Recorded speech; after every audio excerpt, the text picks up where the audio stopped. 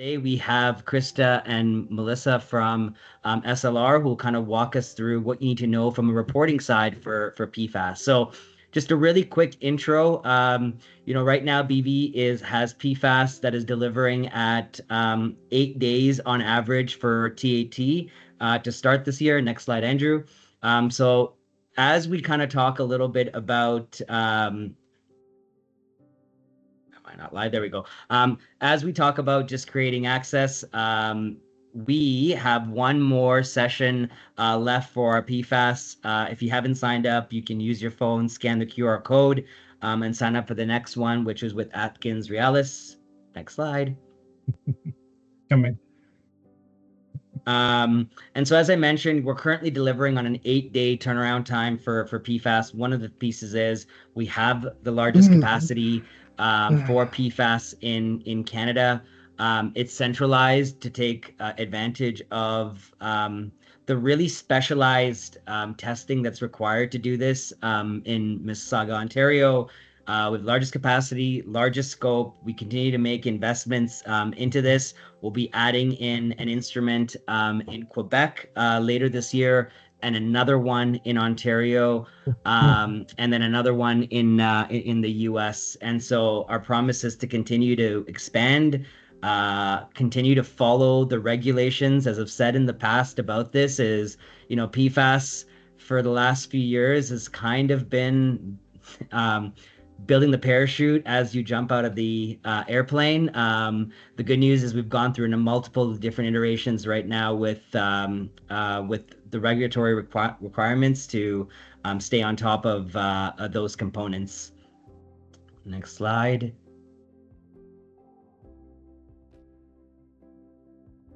And so, being an analytical laboratory, measurement is quite important. One of the things that we're really committed to is TAT, as well as how quickly we respond to customers. So this is an example of a report that we put together for a multitude of different clients. If you're interested, again, scan the QR code, just punch in a little bit of information, and your account manager will deliver the information over to you. So with that, I'll turn it over to Krista and Melissa from SLR. Again, these sessions are only possible due to just the speakers willing to share stories. A fundamental belief is science is sharing, and this is just such a great presentation that we're all looking forward to. So Krista, Melissa, over to you. Thank you, Josh. Let me get myself set up here. And welcome, everyone. We got a big group today. So there have been some interesting developments around PFAS in Canada over the past 10 months or so. So it is a good time to look at what is changing and what this could mean for various industries and businesses.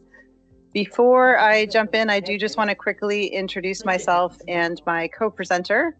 As Josh indicated, my name is Krista Barfoot. I am a PFAS specialist, and presenting with me today, I do hear someone talking. Could everyone just please make sure they're on mute? I don't know if Andrew, you can mute them. I'll do that before I get too far. Let's see if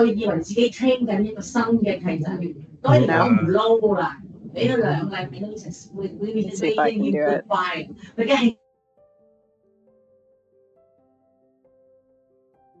Okay, I think that works. Okay. All right. So I am Krista Barfoot. I am a PFAS specialist, and presenting with me today is Melissa Birch, who is an ESG management specialist. Just want to make sure I haven't lost all of you. Yeah, you're still here. Good. Excellent. Okay, where am I? So we are both, Melissa and I are both proud members of the SLR team here in Canada. For those of you who may not know us, SLR is an environmental consultancy with an established international presence that expands across 24 countries, and we have a staff base of nearing 4,500 people. Specifically in Canada, we do have now 20 offices across the country and over 650 team members. Globally, we offer 45 technical services, and we provide environmental and advisory services to a diverse and growing base of business, regulatory, and government clients. So let's jump into our technical content. And we'll start today with a really quick review of some basic information around PFAS in terms of what they are and why people care about them. From there, I'll run over where we sit currently in terms of regulation and policy around PFAS in Canada and focus on some of the key changes we've seen over the past 10 months. Then I will pass you over to Melissa, and she'll do a deep dive into the regulatory reporting requirements that were put forward by our federal government last July, and some of the lessons learned that have come out of supporting clients with meeting those reporting requirements. And finally, we'll just finish with a quick look at what we can expect to see next. But let's start with a quick look at what PFAS are and why people care about them. Now, first off, PFAS stands for per and polyfluorinated alkyl substances. There is to this date, still no universally agreed upon definition for PFAS. So different agencies do define them slightly differently, but they can generally be understood to be human-made aliphatic substances that contain the perfluoroalkyl moiety and some kind of attached functional group. These parameters have been widely manufactured and used in a whole suite of industrial applications for probably the past 80 years, often being used as surfactants given their amphiphilic properties. So some of their very common uses include use as heat, oil stain, and grease-resistant coatings on things like clothing, furniture, food packaging, and so on. And they have also been broadly used as fluorosurfactants, especially or probably most infamously in the production of aqueous film-forming foam, or AFFF as it's commonly referenced, but also for chromium plating, mist suppressants, photolithographic chemicals, and many other uses. Now, because all it takes to be a PFAS is a perfluoroalkyl moiety and some kind of attached functional group. As you can imagine, there are thousands and thousands of possible types of PFAS, but we do generally group them into sort of two buckets. There are PFAS that are polymers, and there are PFAS that are non-polymer. And to date, much of the focus in terms of policy and regulation has been very much targeted to the non-polymer PFAS. Fluoropolymers have only recently started to undergo their own assessment and review process around PFAS, both in Canada and internationally, and we'll talk a bit more about that shortly. In terms of why there is a growing interest and attention around PFAS, it's because the properties that make them so useful in industrial and manufacturing applications are also the properties that make them so challenging to deal with when they're released to the environment.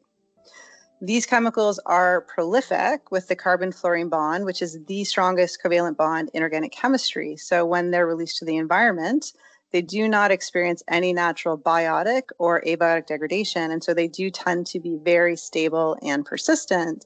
And this is why they have come to be known as forever chemicals. The other challenge with PFAS is there is a growing body of evidence that indicates exposure to PFAS can produce adverse health effects for humans. So there's been a variety of epidemiological and animal studies completed. These have indicated a wide range of potential adverse health outcomes associated with PFAS exposure, and I've highlighted some of those on this slide here in purple. But I wouldn't say we've come to any conclusive agreement in terms of which health outcome might be most critical or what concentration might be protective of all negative health outcomes. But as an industry, I'd say we've reached a point of consensus that exposure to PFAS in the environment is problematic and needs to be addressed. And it's this understanding or concept that's generally been driving the development of international policy and regulation around PFAS for about the past 25 years, both in terms of targeting certain PFAS for removal or restriction in manufacturing, as well as establishing regulated standards for PFAS in various environmental media. So let's have a look at what's been happening in Canada. And I will start by noting we do have regulated standards for a limited number of PFAS at the provincial level in Canada. BC brought in their regulated standards, brought them into force in 2017. Nova Scotia followed with theirs in 2021, and then Alberta's regulated standards came into force January 1st, 2023. Now, I just want to draw your attention here to the criteria we have for PFOA and PFOS in Nova Scotia and Alberta. And you'll notice that the criteria for these parameters in water is the same. And then also for PFOS in soil is the same. And that's because both these provinces essentially put into place as their regulated criteria what were the federal guidelines at that time. And I note this because those federal guidelines have since changed, at least with respect to drinking water. So while the regulated criteria for PFOA and PFOS in Alberta and Nova Scotia are 200 nanograms per liter and 600 nanograms per liter respectively, the final drinking water objective released by Health Canada in August of last year is now 30 nanograms per liter, and that's to be compared to the summed concentration of 25 specific PFAS. So the federal guideline now has this class-based approach as opposed to the substance-specific approach that we see in the provincially regulated criteria. And it is now at least one order of magnitude lower than it was when the provinces set their regulation. Now we are also expecting to see the federal soil guidelines move to this more class-based approach, but that hasn't been released yet. So that's something to be watching for as we move through 2025. Now, as we go to this more class-based approach, the other thing I want to note we're doing is we're moving away from setting risk-based or health-based concentrations, and we're driving towards criteria that is now geared to being, and I'll quote, as low as reasonably achievable, often referred to as ALARA. So as the federal government has moved more towards this ALARA approach and this class-based approach for criteria setting, we understand that recognizing the provincial regulation and provincial criteria doesn't match anymore, that many of the provinces are now revisiting their own drinking water standards and guidelines. And again, we can expect to see potentially some updates at the provincial level as well. So something else to watch for as we move through the year. Now, I do want to note that the Health Canada drinking water objective is not a regulated standard. And there's also a variety of other non-regulated criteria for PFAS in water and soil at both a federal and provincial level in Canada, as you see on this slide. Likely the one that is worth paying attention to, at least in the near term, is what we're seeing in Quebec with respect to biosolids. Quebec does seem to be on the verge of putting in place regulated standards for biosolids, and that would be a first in Canada. Last year, they proposed limits for up to 13 PFAS, and that did go through a public comment period. The expectation is now that their biosolids values will be approved for regulation this spring, so any day now, and likely brought into force this November. So something else, again, to keep your eyes on this year. Now let's move on from standards and talk about the other ways we are seeing regulation and policy advance in Canada.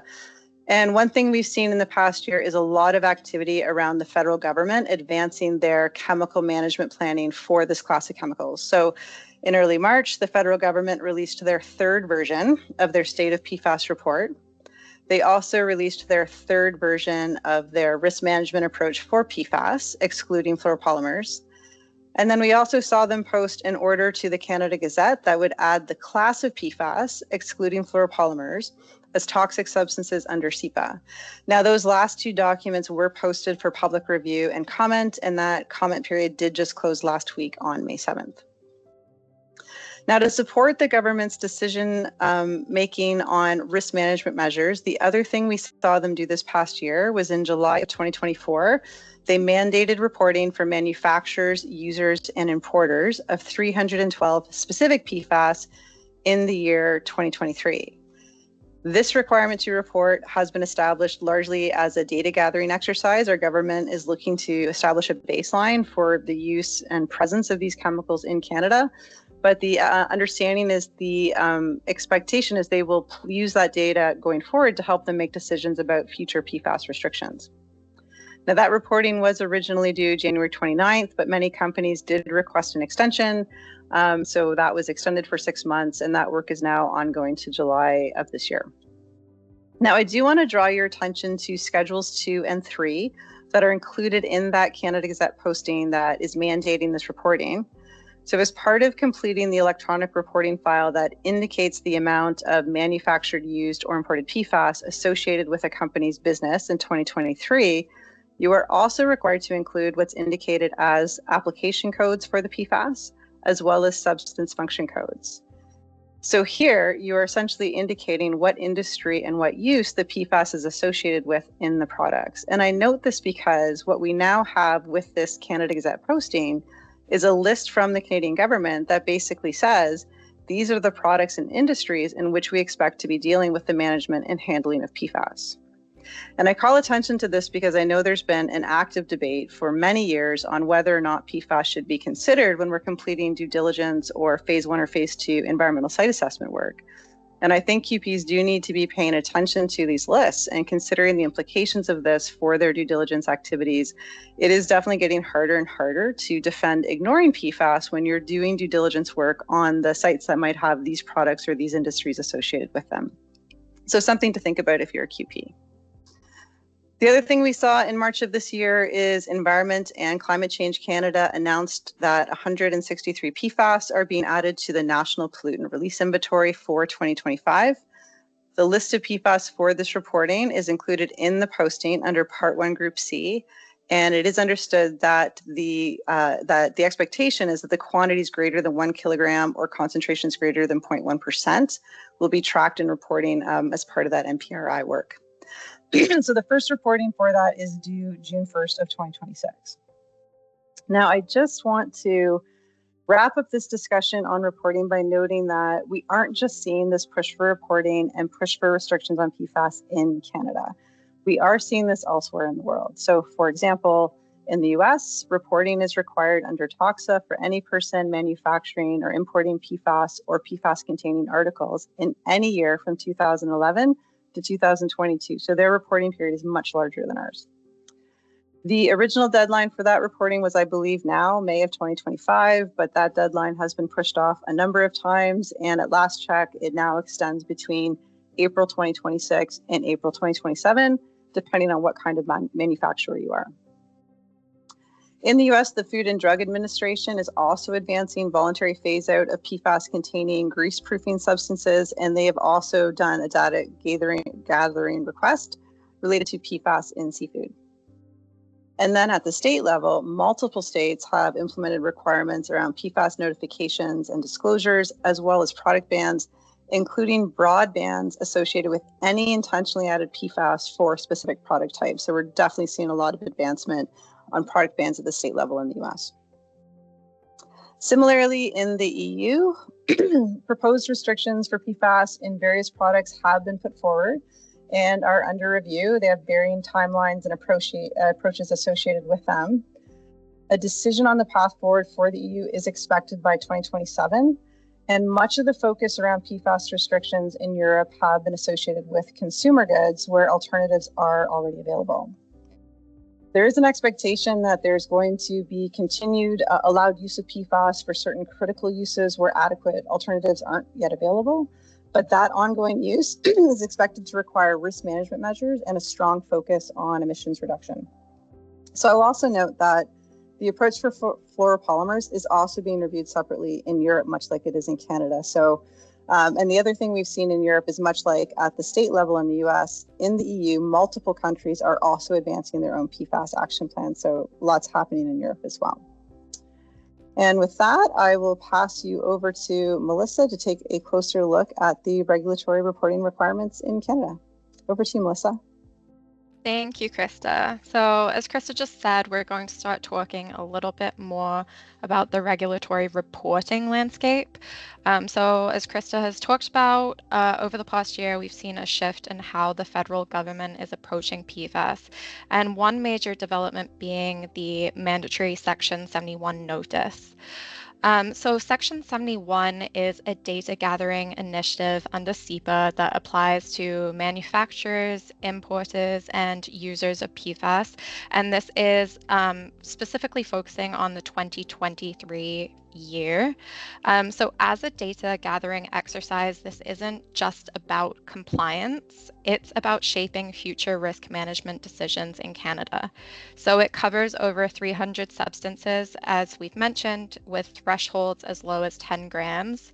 And these new requirements mean that many organizations that haven't historically tracked PFAS may now be in scope for this reporting effort.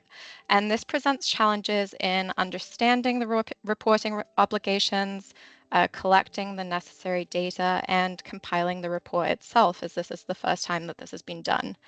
So as you can see here, reporting varies based on the substance, whether or not it's included in Part 1, 2, or 3 of Schedule 1 of the notice, as well as 3 activities: manufacture, import, and the use in the manufacture of a good. So whilst the thresholds correspond to the specific activities and the type of substance, If you meet the threshold in one, you could be expected to report on the rest. Meaning if you import a mixture that meets the threshold for import activities, and then you use that mixture in the manufacture of another good, then you have to report on both the import and the use.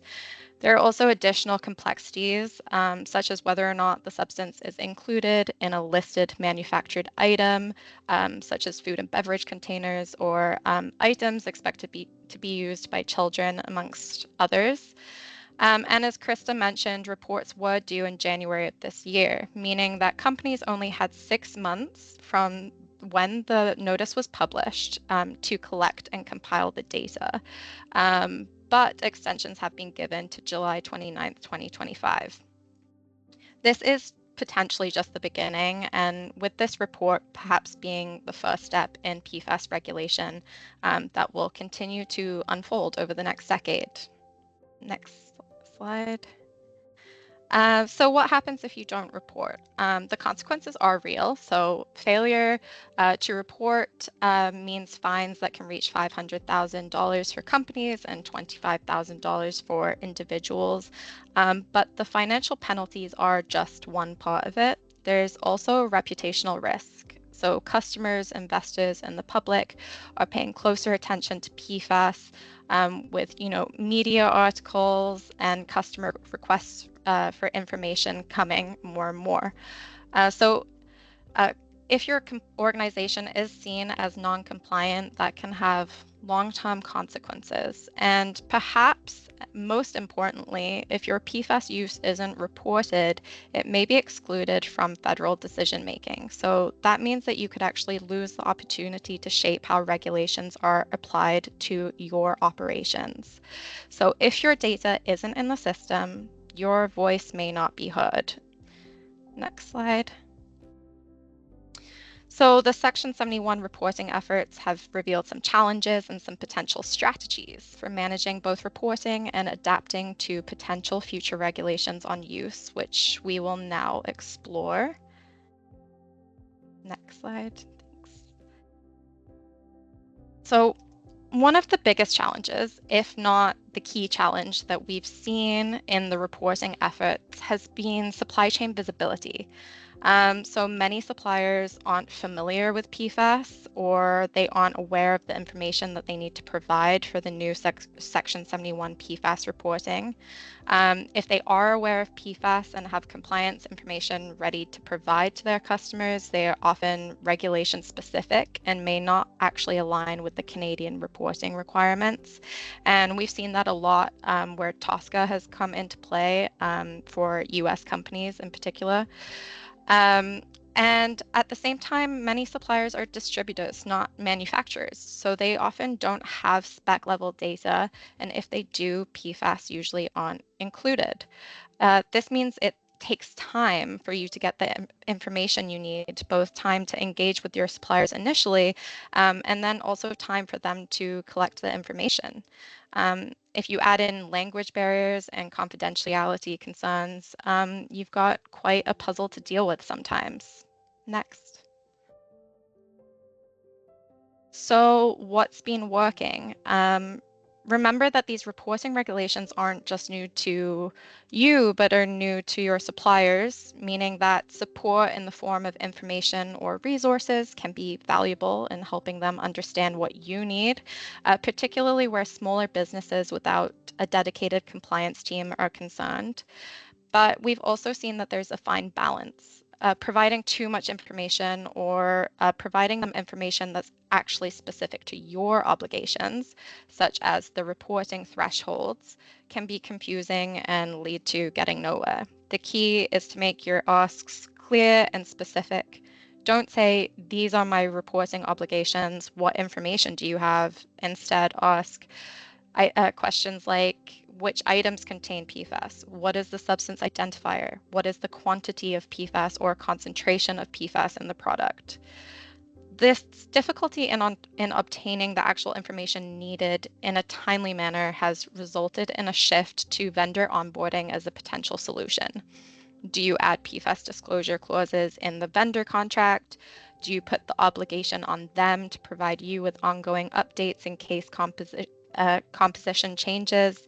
And do you include a contingency that allows for them to report via blind submissions if they're worried about confidentiality?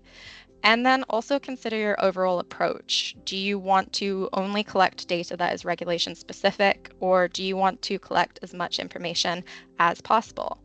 On the one hand, you can minimize the work up front by only asking for the information you need, which is incredibly valid if resource constrained. But on the other, you can avoid potential asks required in the future and better understand your supply chain risk now. So in some cases, this may depend on your data management setup, your team's capabilities, and your relationships with your vendors. Overall, though, this is a give and take, and working with your suppliers and building strong relationships is important for the collaboration that's needed for quick responses to these evolving regulations. And one unanswered question, though, is how far down the supply chain can you realistically see? Tier 1, 2, or even beyond? And how do we put in place better systems that allow for visibility throughout the supply chain? Next slide. A second major challenge is data management. So many organizations don't have a centralized system that allows them to pull the data they need for the PFAS related efforts. So maybe this means that procurement works separately from compliance, or sales data is stored in a separate database with no clear way to actually link the products to what's in the manufacturing process and taking it all the way back to a vendor. So another common issue we've seen is that supplier contact information is outdated or not maintained in a centralized database instead of procurement teams' emails. And product composition data is stored in PDFs or not at all. This makes reporting difficult, but it also makes future-proofing even harder. Next. So what's helping is the move towards standardized databases, ensuring that information entered is consistent, that track procurement, product origin, and supplier information in one place, or at least making sure that you have common keys that allow for better results when pulling from separate databases. If you're still relying on searching your inbox or desktop Excel files, now might be the time to invest in systems or processes that can easily scale and grow with potential further complexities. And it's not just about compliance. Having this data organized also supports your ESG reporting, customer inquiries, and your internal risk assessments. Next. The third challenge is understanding and then meeting the reporting requirements. So in some cases, that starts with the question, who's responsible for what? We've seen confusion over whether the obligation lies with the manufacturer or the importer on record or the end user. And understanding the complexities and establishing what you're responsible for is the first step in understanding the work that actually needs to be done and what data is required. Even when you get through that first initial step of understanding the regulations, the requirements, and what you need to do, further questions can arise. For example, when supplier data is provided, it's not always clear whether it meets the threshold for due diligence. Did they say their products don't contain PFAS, or did they simply say that they don't meet the thresholds? Or did they provide information that's not relevant and didn't really answer your question? And how do you know where the line is where you are covered and have evidence of your due diligence in trying to get the information for your reporting? Or say you have the information, but you need more. What are you reasonably expected to do to provide all the required information? And what are you expected to do to provide data that's requested only if readily available? And of course, we still need to make sure that our reports are accurate and satisfy the requirements. Next. So companies can respond to these challenges by educating their internal teams and setting up review processes for data that comes in, and in some cases seeking legal or third-party validation. What this looks like may be different depending on the company. Maybe it looks like having one dedicated toxic chemicals and substances compliance specialist, or maybe it looks like setting up a cross-functional task force with members from different departments. And I would say, if you don't know if you're ready, maybe ask yourself, if another regulation on PFAS came out tomorrow, would you know who in the organization is responsible for it or would be prepared to take it on? Next. So with all the uncertainty, it's no surprise that there's a lot of emerging software tools for PFAS tracking or supply chain engagement or other compliance tools adapting to the shifting PFAS regulatory landscape. And they can be incredibly helpful, particularly in handling the time-consuming supply chain engagement and being a go-between between you and your vendors. But many tools focus on data collection and not regulatory interpretation. So we've seen organizations invest in platforms only to realize that they still don't know how to assess the data, understand if they have all the data they need, or how to turn the data into a report. And this means that they actually don't know if they are meeting their compliance obligations, even though they've invested financially into doing so. Next. So what's crucial here is finding a balance between outsourcing the work and internal know-how, or finding some sort of hybrid approach by pairing the software with continued internal training. And remembering that this software may only collect one type of data or support one compliance initiative, or might be focused for a particular country's regulatory landscape. And a key takeaway here is that cross-functional collaboration between internal teams such as procurement, ESG, and compliance teams or more to ensure that the software actually works with your existing systems, that there are no functional barriers to implementation, and that you can actually fill the gaps with internal operational processes if there are gaps in what the software can do. So bringing your teams to the table and collaborating on what your gaps are before finding the software to do it. Because software can support your strategy and do many, amazing things, but it can't replace the whole strategy itself. So thinking a little bit more critically about data collection and what softwares are out there, asking, does it actually help us meet our obligations, or is this just collecting more data that we have to deal with? And remembering that tools are only as good as the people using them. So making sure that outsourcing by selecting software is not replacing building internal capacity. So the lessons we're learning right now overall about supply chain visibility, data, and internal capacity will shape how we're ready for what's coming next. And that takes us into what's next, and I'll hand it back over to Krista. Thanks, Melissa. So where are we going from here? Well, there's definitely some things we can anticipate going forward.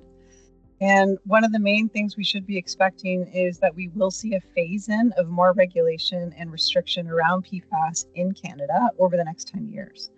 So our federal government has said this is going to happen through a staged approach. So there'll be an immediate term where they're really looking at PFAS containing HFLF products.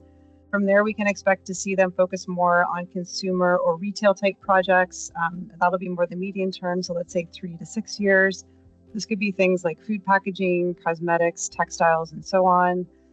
And then over the longer term, which is more in the 5 to 10 year range, they will target other more complex products such as medical devices, prescription drugs, industrial food, contact materials, and so on.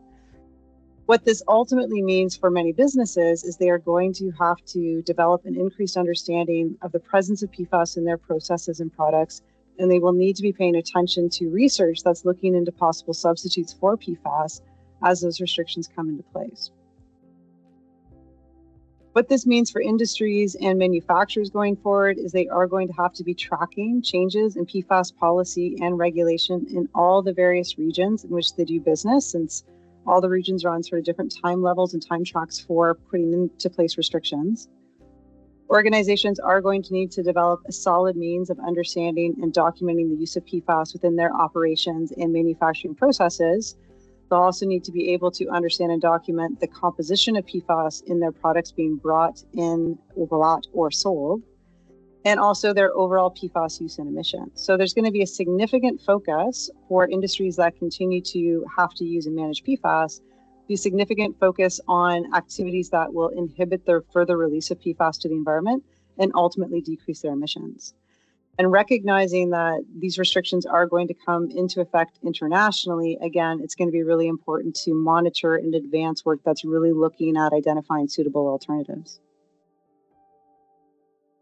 And given the reporting notice that does identify really specific applications and functions wherein PFAS use could and probably should be expected, this does have implications for due diligence activities as we move forward. I think it is going to be more and more difficult to continue ignoring PFAS in the due diligence space. For the past, many years, we've been sort of noting there's essentially 20 years of research and information on PFAS now, and we know too much to claim that we shouldn't know to look for it. So I think excluding PFAS from phase 1 and phase 2 ESA work and due diligence activities is something that's going to be harder and harder to justify and defend.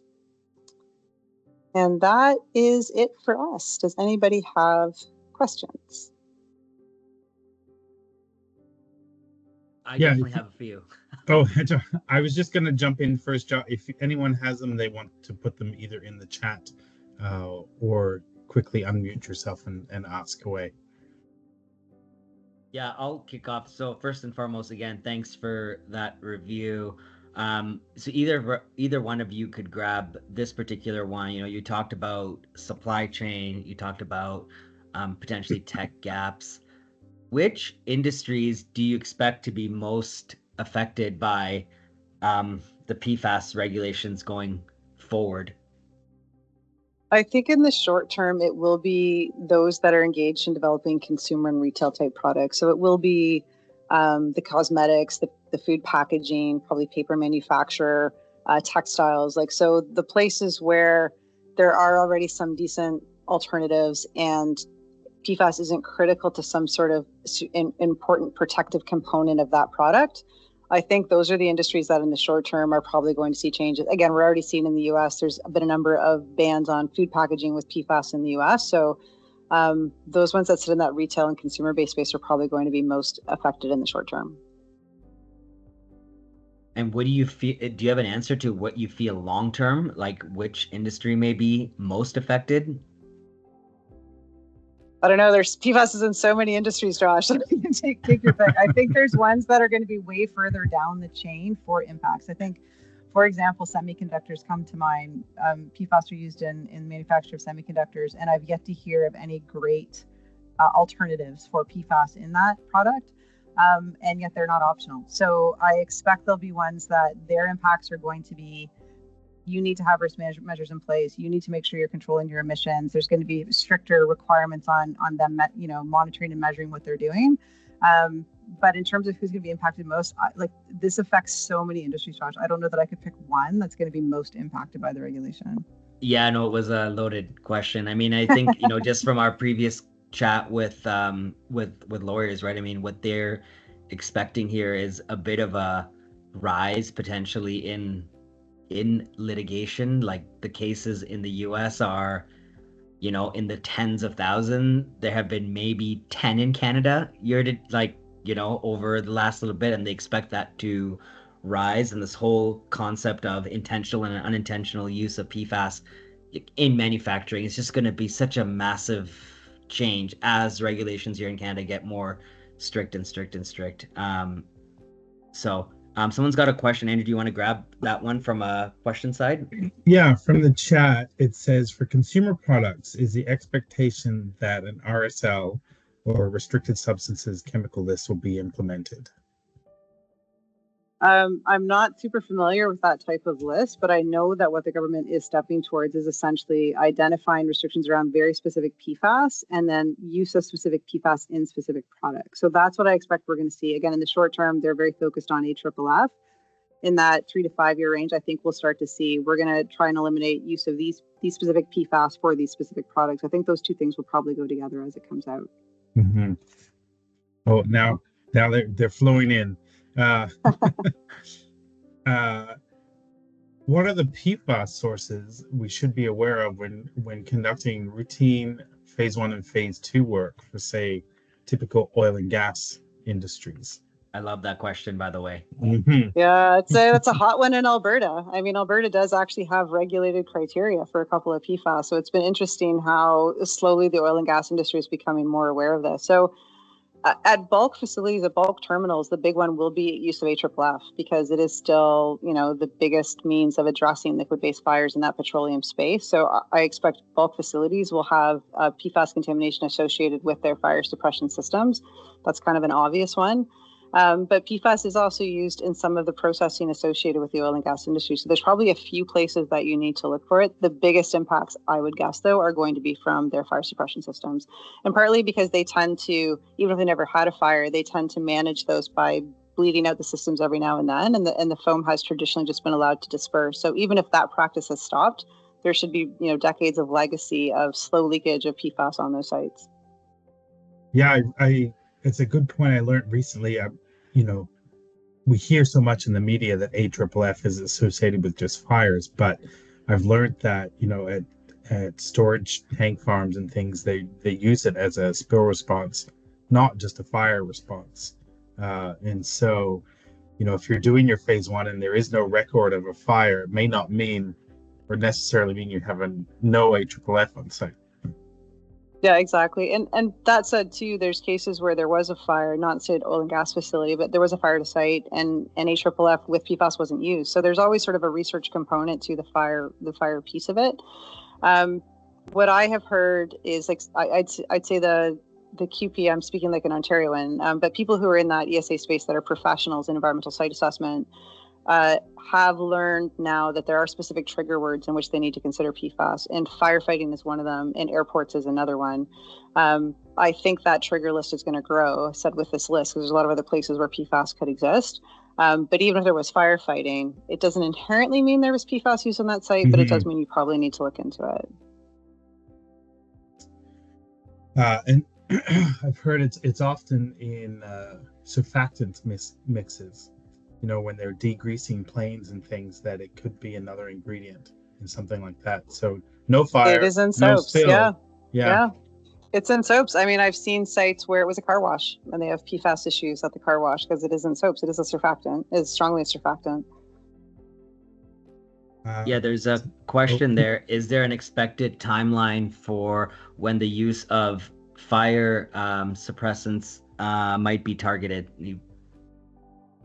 Yeah, so our government has said they're looking at that in the immediate term. So in the next 1 to 2 years, they're very focused on PFAS in AFFF. I will say internationally, there are states that have moved towards banning PFAS in AFFF, but with an out. And I'll say with an out because there are certain cases like liquid-based fires or petroleum-based fires where while there are alternates that can be good, they might not be quite as well demonstrated as the historic PFAS containing AFFF. And so operators of sites like bulk facilities, bulk storage facilities want to still have access to that type of AFFF in case they can't find a replacement in the time period before it's restricted. But I'd say internationally, there's a lot of focus on that. There are good products evolving in that space. There are some good, fluorine-free foams that have evolved. But I do believe there are cases where they're still not 100% confident in the newer products for certain uses. And so that PFAS containing AFFF will remain at least for the next little bit. Switching gears a little, there's some good discussion already happening in the chat around. So we see in the media, PFAS is everywhere. It's ubiquitous. They're finding it in polar bears and in rain. And so I think one of the challenges for consultants and environmental practitioners is there an ambient or background concentration? And because it's sort of an emerging contaminant, there's no real fingerprint yet of sources. And so you come across sites that may have low levels. Determining where that came from, I don't know if that's a challenge you've already come across yet, Krista. There's a general understanding that because we've basically been spitting PFAS out into the world for many, many decades, sometimes through wastewater treatment plants, sometimes through SAC emissions, however we've been spitting it out, that we do have this sort of basic ambient level. Like there is truly no quote unquote background PFAS. It is not naturally occurring. It is 100% man-made, but we've been spitting it out enough that we have sort of this ambient level of PFAS sort of pollution. And you're right, Andrew, it's been discovered in the far north. It's been discovered in places that has no business being. Like there's no obvious source of it. So it's just sort of this general fate and transport of PFAS in our environment through air and water. I have yet to see an organization try and define what that is. And it might vary by location. Like I know in Ontario, we have our OTRs. I've not heard the province say anything about trying to come up with an OTR for PFAS in soil, or even background concentrations in water. I know, and well, the labs well know this, the lower we can detect to, the greater the chances of finding it. It all depends on how low you can measure. Yeah, where how low you're going to find it. So I don't know specifically of any agency that's actually tried to define that ambient background level, but there is for sure an understanding that it exists. Yeah, does it become a problem when you're in a case of whose problem is it? Well, there's a lot of lawsuits floating around. We're going to be slowly figuring out whose problem it is. And to Josh's point, like for sure, there's way more lawsuits in the States right now. What's been interesting sort of in that legal sphere is we've seen it change from, it was historically very much targeted to the chemical manufacturers. So 3M, Chemours, DuPont, are often targets of those lawsuits. In the last little bit, we see it shifting to other places like the food and beverage industry. And it can be for finding very low levels or just detected concentrations of PFAS in certain beverages. So we're seeing that shift in litigation in the States right now. In Canada, there are some active litigation. I think Williamson-Shire covered this in their last one. It's still, I would say, very much targeted to drinking water so far in Canada. I haven't heard of other sort of spin-off lawsuits as of yet, although I'm sure there will be ones that are going to be property value associated if you've contaminated their potable groundwater. I'm sure those are somehow mixed into that, but ours are still very focused on drinking water. And usually there is a specific nearby location that will be targeted. Like we know there is that airport, or we know there is that military base. So we haven't dived fully into that fingerprinting the same way I think we're seeing in other countries where they're further into, it's an airport and several people had AFFF, and whose AFFF was it?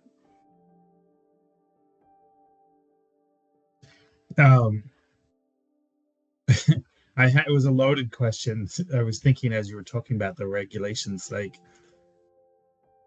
why is it taking some of the provinces so long? I think you said 2017 BC had theirs in place, and it's 2025 now. In Ontario we have none. Maybe it's a factor of not having manufacturers here. Yeah, it's 2025 everywhere. Sorry. Yeah, there's probably a few elements to that. Part of it has been our provincial government in Ontario. So we do have a criteria for potable groundwater. That's it. That's all we've got so far. I know they're revisiting that since Health Canada's updated their number. Our provincial government has not seen setting PFAS regulation as a priority. And in talking to them annually as part of the UNIA Business and Policy Forum, their thinking has generally been, we don't have mass problems of PFAS because we were not manufacturers. It's not like we're Minnesota. We didn't have a 3M plant here. We don't have these massive impacts you're seeing in other places. And so our exposure and risk to this is less. I'd say the other part of it is there hasn't been public pressure, right? So there hasn't previously been the public demanding this in the same way that you're seeing elsewhere in the world for, we need some sort of regulation around what we're doing here. I would say that is slowly shifting. Like you do see PFAS more and more in the news and the media. And so I know it is increasingly getting the attention of our provincial government. And I would presume that's true in other provinces as well. So I think it's just like because they have not seen critical reasons to advance it more quickly than they have. So I'll jump in here with one of the questions that we had talked about, which is, are there bans or restrictions on PFAS containing products in Canada today? I am not aware of any bans specifically on PFAS in products as of yet in Canada. What we do have, though, is we are under the Stockholm Convention, and under the Stockholm Conventions, there are restrictions and some eliminations focused on very specific PFAS. And because we're party of the Stockholm Convention, that would apply to us. But those are very specific to PFAS and not products per se.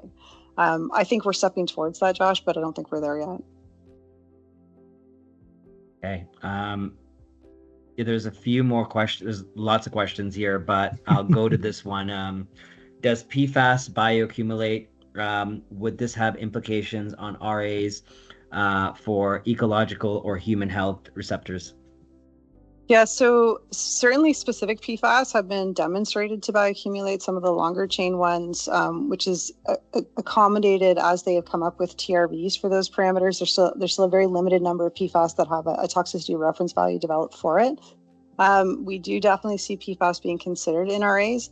More on the human health side, and I say that only because we have so little data for ecological receptors. So if you look across most jurisdictions, and I'd say especially in Canada, we might have PFAS criteria for PFOS only for ecoreceptors, and that's probably it. There just hasn't been the advancement of science in that space, but it is generally understood to bioaccumulate, and there is some means of accommodating it in risk assessment.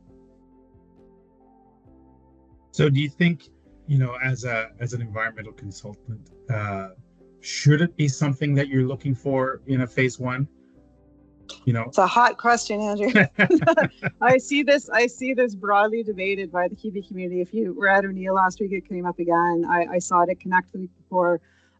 It's a hotly debated thing, and I think, and I'll say that from an Ontario perspective because that's usually where I'm seeing the debate. But it's probably true elsewhere as well.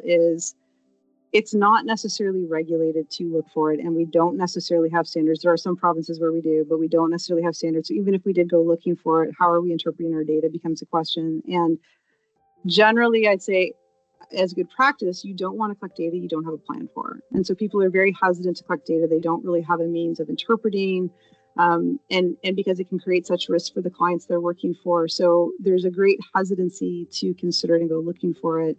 Like I said, there's certain uses now where you would be hard pressed not to, because you would definitely be challenged by not considering if it was like a place that had fire suppression system that would potentially have PFAS in it, or it is an airport, or there was a fire in the site. Like there's places where you'd have a very hard time avoiding it. There's a lot of industries though that we just tend to be silent on it. Like it was a paper manufacturing site, or it was a car wash. Like all the other places where we see PFAS that people will just generally choose not to look for it. I know what we have, what I've heard requested in the consulting community is some guidance from regulators, because you want that to be an even playing field. You don't want some consultants considering and some not.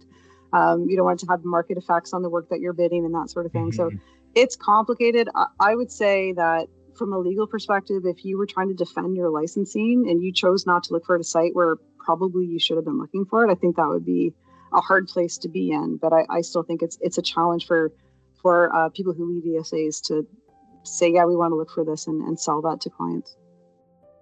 So with that question from Raj, he said, what will testing for PFAS look like in Canada? Will there be a regulated method like EPA 1633? Will there be specific limits and guidelines for specific industries like transition from AFFF to fluorine-free foam? There's a lot of questions in there. Start with the first one, maybe. Yeah. I don't. So Health Canada has come out and said for their drinking water objective, they like a specific methodology. I believe it's EPA 533 that has their 25 PFAS in it. If you're looking at comparing to Ontario's criteria, they have 11 specific PFAS, and 2 of those are not covered by EPA 533. So you would still have to consider something else. I don't think we'll see anything universal in the short term. I think it's going to be a lot of what are the parameters we're looking for, which labs or which lab methodologies can give that to us, and people sort of selectively deciding how they want to analyze for PFAS in their various samples. So I'm not hearing rumors that. I've seen recommendations by certain agencies, but I'm not hearing anyone say you must use this methodology to do this as of yet. Specific limits and guidelines for industries transitioning. I think eventually you will see that, and in the short term, because our feds are very focused on AFFF and fluorine-free foams. So I think we will start to see some policy around that, if not regulation, in the next few years. Okay, Andrew, is there anything there we missed? I don't think so. Just scanning through. I will ask this question, what does it mean that the new criteria from Health Canada isn't risk-based? So typically when we develop standards, you would look at a variety of toxicological studies on that parameter. You would come up with a dose response curve. You would identify, what is the concentration we think below which there would be no adverse effects. And you develop a standard based on that. And you would layer in different, what they often call safety factors to probably drive that number down a bit to make sure it was productive, because there's always uncertainty in the process in terms of which, animal species was used and figuring out what that toxicology was, and are we accounting for sensitive receptors? So, there's process there, but the standard is ultimately developed based on an adverse effect that was observed at a certain concentration. And what we're seeing now is we're not trying to do that at all. We're just basically saying we think we can reasonably measure to this level and reasonably treat to this level. And we're going to use that as our criteria going forward, as opposed to trying to do tox studies that would come up with a number and apply it that way. Perfect. You want to grab the last one, Andrew? Or was that just yeah, it was more of a comment that echoes your what you said, Krista, that says, you know, as consultants specializing in site assessments, there is an obligation or a due diligence to sort of you know, make your customers aware of any future potential liabilities, you know. So and the Wilms and Shire team and other lawyers do talk to about, you know, in the absence of regulation, there's still a duty of care, right, to sort of seek out any potential issues. And I think, you know, as PFAS continue, as we continue to find more and more industries that it was used, you know, chrome plating was another one that came up recently. You know, you may no longer be able to ignore it, and you may just have to, you know, either take a sample or do some kind of check to eliminate it. Well, and I know with the, again, at the ONIA event last week, our provincial government in Ontario did basically say, as much as we don't have regulated standards for PFAS, the regulation does broadly say, thou shalt look for contaminants you think might be present. So again, depending on how you want to interpret regulation, there would be some argument to be said that you are already regulated to look for that if you think that's a contaminant that could be present, whether there's a standard or not. And I would say there is probably an increased number of at least conversations with clients. To I think it was Mark's point, that I at least need to inform you this could be a risk and maybe we should look for it and engage them in that conversation. But yeah, I'd still say it is, there's no consistent approach, I would say, at this point in terms of dealing with PFAS in that due diligence space. Would you say it's still emerging? It's been emerging for 25 years, Andrew. Yeah. Goes on and on. Yeah, almost merged is what we should say. Almost merged. And forever employed, we also say, is the... Yeah.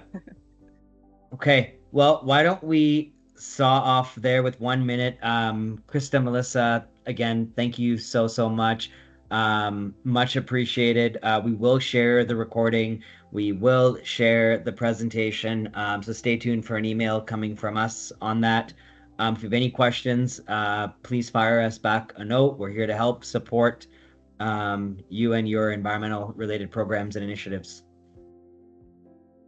Thanks all.